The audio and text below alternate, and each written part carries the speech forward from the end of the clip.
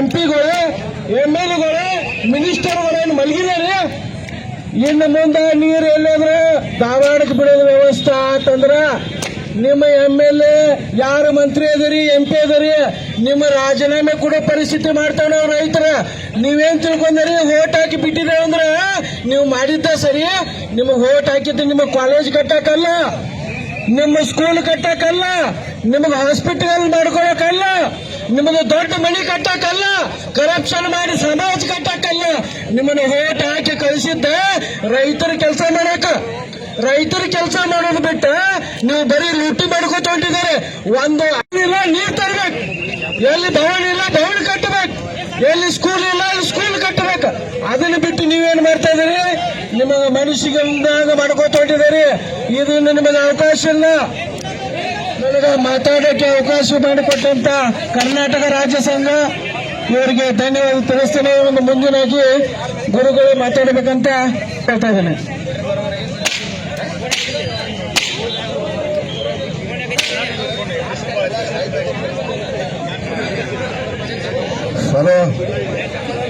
ತಕ್ಷಣ ನೀರು ಹರಿಸಬೇಕಾಗೈತಿ. JLPC ಮತ್ತು ನದಿಗೆ ನೀರನ್ನ ಹರಿಸಬೇಕಂತೇಳಿ ಇವತ್ತ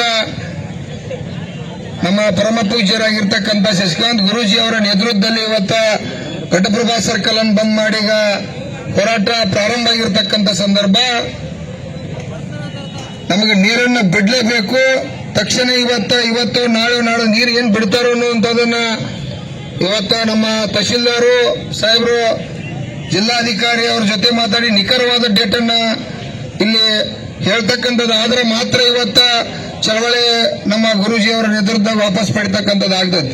ಮತ್ ನೀವೇನಾರ ನಾವು ಬಿಡ್ತು ಅಂತ ಹೇಳಿ ಹೋಗುವ ಮಕ್ಕಳಲ್ಲ. ನಾವು ಒಂದ್ ಯಾವ್ದಾರ ಡೇಟ್ ಹೇಳಿ ನಿಖರವಾದದ್ದು ಆತಪ್ಪ ಅಂದ್ರ ರೈತರಿಗೆ ಒಂದು ನಿರೀಕ್ಷೆ ಆಕೈತಿ. ನಮಗೂ ಕೂಡ ಕಲ್ಪನಾ ಆಯ್ತು, ಫೂಲ್ ಬಿದ್ದತಿ ಫೂಲ್ ಕಟ್ಟತ್ತಾರ ಅಂತೇಳಿ. ಆದ್ರೆ ಒಂದು ತಿಂಗಳಾಗಿತ್ತು, ಇಟ್ಟೊಟ್ಟಿಗೆ ಅದನ್ನ ಕಟ್ಟಿ ಮುಗಿಸ್ಬೇಕಾಗಿತ್ತು.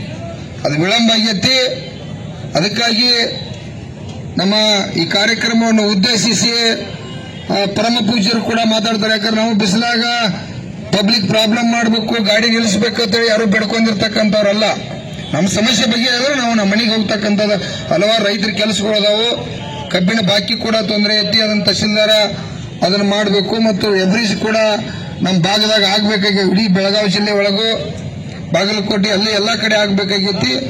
ಈ ಎಲ್ಲಾ ವಿಚಾರಗಳನ್ನು ಕುರಿತ ಈಗ ನಮ್ಮ ಪರಮ ಪೂಜ್ಯರಾಗಿರ್ತಕ್ಕಂಥ ರಾಜ್ಯ ಗೌರವಾಧ್ಯಕ್ಷರು ಶಶಿಕಾಂತ್ ಗುರೂಜಿ ಅವರು ಈ ಕಾರ್ಯಕ್ರಮವನ್ನು ಉದ್ದೇಶಿಸಿ ಮಾತಾಡ್ತಾರೆ. ದಯವಿಟ್ಟು ಹೃದಯ ಮಂದಿರದಲ್ಲಿ ಧ್ಯಾನಿಸಿಕೊಂಡು ಕರ್ನಾಟಕ ರಾಜ್ಯ ರೈತ ಸಂಘ ಹಸಿರು ಸೇನೆ ರಾಜ್ಯಾಧ್ಯಕ್ಷರಾಗಿರ್ತಕ್ಕಂಥ ಸನ್ಮಾನ್ಯ ಶ್ರೀ ಚುನಪ್ಪ ಪೂಜಾರಿ ಅವರ ಆದಿಯಾಗಿ ಎಲ್ಲ ರಾಜ್ಯ ಮುಖಂಡರು, ಜಿಲ್ಲಾ ಮುಖಂಡರು, ಎಲ್ಲ ಜಿಲ್ಲೆಗಳ ತಾಲೂಕು ಅಧ್ಯಕ್ಷರು, ಎಲ್ಲ ಮುಖಂಡರ ನೇತೃತ್ವದಲ್ಲಿ ಹಮ್ಮಿಕೊಂಡಿರ್ತಕ್ಕಂಥ ಹೋರಾಟ. ಇಲ್ಲಿವರೆಗೆ ಬಹಳಷ್ಟು ತಾವೆಲ್ಲರೂ ಕೂಡ ವಿಷಯದ ಬಗ್ಗೆ ಬಹಳಷ್ಟು ಪ್ರಸ್ತಾಪವನ್ನು ಮಾಡಿರಿ. ನಾನು ಬಹಳ ವಿಷಯದ ಆಳಕ್ಕೆ ಹೋಗೋದಿಲ್ಲ. ಒಂದು ಮಾತನ್ನು ಹೇಳ್ತೀನಿ.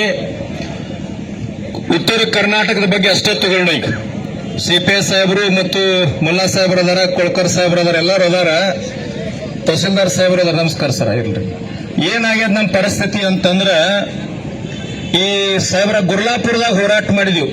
ನಿಮಗೂ ಗೊತ್ತಿತ್ತು, ತಮ್ಮದ ಬಂದೋಬಸ್ತ್ ಇತ್ತು. ಈ ಬೆಳಗಾಂ ಜಿಲ್ಲಾ ರಾಜಕಾರಣಿಗಳ ಪರಿಸ್ಥಿತಿ ಹೆಂಗಾಗ್ಯದಂದ್ರ, ಯಾರೇ ಸತ್ ಮರು ಚುನಾವಣೆ ಆತರ ಮನೆ ಮಂದೆಲ್ಲ ಅಲ್ಲೇ ಇರ್ತಾರ. ಗುರ್ಲಾಪುರ ದೂರ ಇತ್ತು ಸರ್ ಅವ್ರಿಗೆ, ಈ ಘಟಪ್ರಭಾನು ದೂರ ಆಗೈತ್. ಇವ್ರು ಹೆಂಗಾಗೈತಂದ್ರ, ನಾನು ಒಂದು ವಿಚಾರ ಹೇಳ್ತೀನಿ ಸ್ಪಷ್ಟವಾಗಿ, ರಾಜಕಾರಣ ಹೇಳಕತ್ತಿಲ್ಲ. ಎಲ್ಲರೇ ಬೆಳಗಾಂ ಜಿಲ್ಲಾ ರಾಜಕಾರಣಿಗಳು ನಾಟಕ ಮಾಡಿ ರಾಜಕಾರಣ ಇನ್ ಮ್ಯಾಗ ಮಾಡ್ರಿ ಅಂತಂದ್ರ ನಾವು ಕೂಡ ಸ್ವಲ್ಪ ಬದಲಾಗಬೇಕಾಗತ್ತೆ. ಏನ್ ಬದಲಾಗಬೇಕಾದ್ರೆ ಗುರ್ಲಾಪುರ ಕ್ರಾಸ್ ಇವ್ರು ದೂರ ಇತ್ತು ಮನೆಯಿಂದ.